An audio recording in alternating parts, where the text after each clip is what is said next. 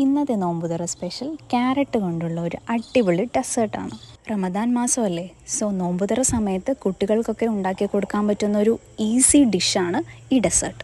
അപ്പോൾ അതിനായി ഒരു ജാറിൽ ചെറുതായി നുറുക്കിയ ക്യാരറ്റ് കുറച്ചെടുക്കുക. അതിനുശേഷം ആവശ്യത്തിന് പാലും ഒഴിക്കുക. ഇനി ഇത് നന്നായി മഷി പോലെ അരച്ചെടുക്കുക. ഇതുപോലെ നല്ല തിക്ക് കൺസിസ്റ്റൻസിയിൽ വേണം അരച്ചെടുക്കാനായിട്ട്. ഇനി ഒരു പാൻ എടുക്കുക. ചൂടായ പാനിൽ ആവശ്യത്തിന് നെയ്യ് ഒഴിച്ച് നമ്മൾ നേരത്തെ അരച്ച് തയ്യാറാക്കി വെച്ചിട്ടുള്ള നമ്മുടെ ക്യാരറ്റിൻ്റെ ആ മിക്സ് ഇതിലേക്ക് ആഡ് ചെയ്ത് കൊടുക്കുക. ഇനി ഇത് നന്നായി ഒന്ന് ഇളക്കി കൊടുത്ത് ആവശ്യത്തിനുള്ള പഞ്ചസാരയും ഇതിലേക്ക് മിക്സ് ചെയ്യുക. ഇനി ഇത് ഒന്നുകൂടെ മിക്സ് ചെയ്ത് ഇളക്കി യോജിപ്പിച്ച് ഒന്ന് ചൂടാക്കിയെടുക്കുക. ഇതൊന്ന് ചൂടാകുമ്പോഴേക്കും ഒരു പിഞ്ച് ഓഫ് സോൾട്ട്, ഈ ടേസ്റ്റ് ഒന്ന് ബാലൻസ് ചെയ്യാനായിട്ട് ഒരു പിഞ്ച് ഓഫ് സോൾട്ടും കൂടെ ആഡ് ചെയ്ത് ശേഷം ആവശ്യത്തിന് കുറച്ച് പാൽ കൂടെ ആഡ് ചെയ്യുക. ഇനി ഇതൊന്ന് തിളച്ച് വരട്ടെ.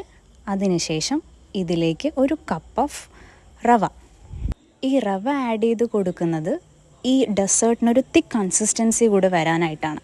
സോ റവ ആഡ് ചെയ്യുമ്പോൾ അതിനൊരു പ്രത്യേക ഒരു ടേസ്റ്റും കൂടെ ലഭിക്കും. അപ്പോൾ ഈ റവ ആഡ് ചെയ്ത് കൊടുത്ത് നന്നായി ഇളക്കി യോജിപ്പിച്ച് ഒന്ന് ചൂടാക്കുക. ഒരു 10 മിനിറ്റോളം കൈ എടുക്കാതെ തന്നെ ചൂടാക്കുക.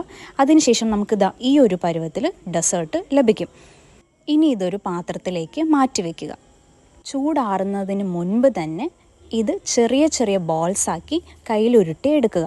ഇനി അത് എല്ലാം തന്നെ ഒരു പാത്രത്തിലേക്ക്, ഒരു സെപ്പറേറ്റ് പ്ലേറ്റിലേക്ക് മാറ്റി വയ്ക്കുക. ഇനിയാണ് അടുത്ത പരിപാടി. ഈ ചെറിയ ഉരുളകളെല്ലാം തന്നെ ഒരു പാത്രത്തിൽ വെച്ച് വേവിച്ചെടുക്കുക. ഇതുപോലെ. ഇനി ഒരു പാൻ എടുത്ത് അത് ചൂടായതിനു ശേഷം ആവശ്യത്തിന് പാൽ ചേർത്ത് തിളപ്പിച്ചെടുക്കുക. അതിലേക്ക് കുറച്ച് പഞ്ചസാരയും കൂടെ ആഡ് ചെയ്ത് കൊടുക്കുക.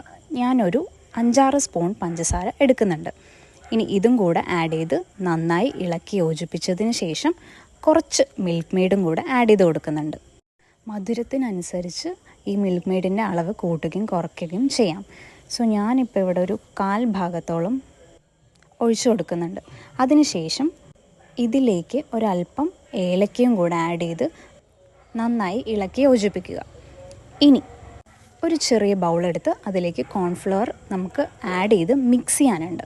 അതൊന്ന് മിക്സ് ചെയ്ത് കലക്കി വെച്ചതിന് ശേഷം ഈ മിക്സ് നമ്മൾ നേരത്തെ പാകം ചെയ്തിട്ടുള്ള മിക്സിലേക്ക് ആഡ് ചെയ്ത് കൊടുക്കുക. ഇനി അടച്ചു വെച്ച് കുറച്ച് നേരം വേവിച്ച് നന്നായി ഇളക്കി യോജിപ്പിക്കുക. ഇനിയാണ് നമ്മുടെ ലാസ്റ്റ് ആൻഡ് ഫൈനൽ പരിപാടി. നമ്മൾ നേരത്തെ ബോൾസ് ആക്കി വെച്ചിട്ടുള്ള ക്യാരറ്റ് അത് ഇതിലേക്ക് ആഡ് ചെയ്ത് കൊടുക്കുക.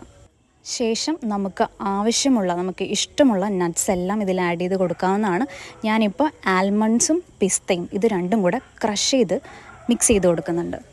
അപ്പോൾ നമ്മുടെ അടിപൊളിയായിട്ടുള്ള ഈദ് സ്പെഷ്യൽ ക്യാരറ്റ് ഡെസേർട്ട് ഇവിടെ റെഡിയായി. Thank you for watching.